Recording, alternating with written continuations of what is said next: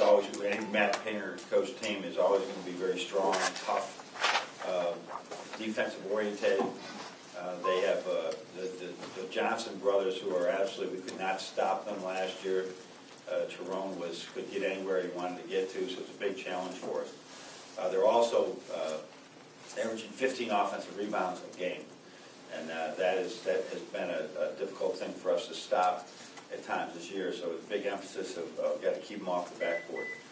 So we had we practiced one day. We took another day off because we're going into a compressed schedule starting with this game, and we'll be back at it again today. We had a really good practice on Monday, and then now we'll have a really good practice hopefully today, and just now the season will really fly by because we play every 3 days for only for 2 weeks. Brendan, you want to start us off? When you talk about that stretch of every 3 days and kind of building momentum, when you have a run like you guys are on right now, what is the difficulty of continuing it through that stretch, or is it good to just be rolling right into it?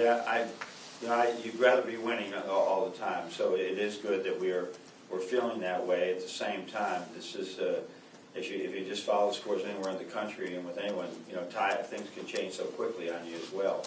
And when you have this many games in a row, you want to be playing well. You just got to find a way to stay fresh and sharp at the same time by practicing enough. So that's the biggest thing with our coaching staff right now. We're trying to make sure that we're on point with our practice, we're efficient with our practice, but we're not, our practices aren't tougher than the games, which they usually are. With this group in particular, do you think it'll be harder staying fresher mentally or physically? I think the guys that have been through it before, there are a few, but I think it'll be about the same. I mean, it will be, and hopefully we won't have any nagging injuries or anything like that make it even worse or more difficult. No. John, it looked like you guys tried to establish Glenn a little bit early in the second half against Michigan State. Would you like to see him get the ball around the rim a little bit more? Well, yeah, I mean, we try to do.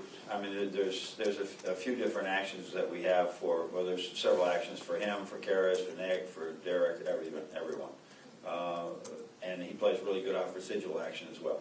So we'll sort of take what defenses give him. Right.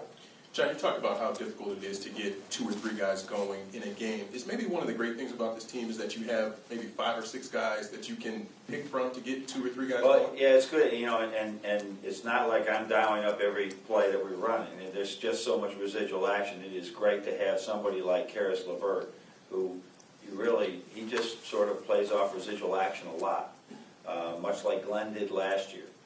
Derek Walton found himself in those situations as well, where his jump shot that was right on the right side that went around the rim and went in was a huge shot, but that was something he's just spacing. So I think it's good to have guys that they can't cheat off of in a game. That's what's important rather than dial somebody up. It's really good to have people that they can't cheat off of. Right down here with John. Derek had the game winner at Nebraska, but is it significant that in this last game he was in a situation where time after time it was on him at the line? He has that confidence to coming through.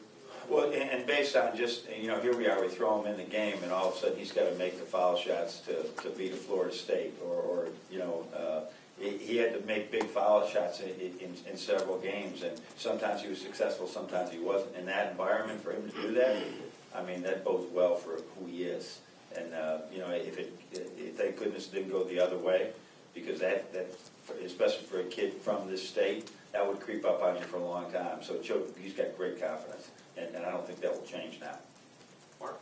John, you talked the other day about Karras and how he does so many different things, and in that game he was kind of, I think he was maybe overlooked afterwards. I mean, what have you seen in him trying to deal with? You said everyone focuses on the scoring, and that goes up and down, but what is he? Have you seen him improve? Well, he's way out in front of all our guys in steals. I mean, he gets his hands on more steals and deflections. Although we don't chart deflections, if we did, he would have a lot of those. Like I said, he's probably our best push man in the break. He usually guards one of their best defenders. These are all things that are uncharted. And he just makes us better when he's out there. I think everybody saw it last year in the Michigan State when Nick went down. All of a sudden, he ends up getting a 4-second dunk at the end of the half that probably nobody else could have got it there in 4 seconds. So his quickness, I think, is what separates him.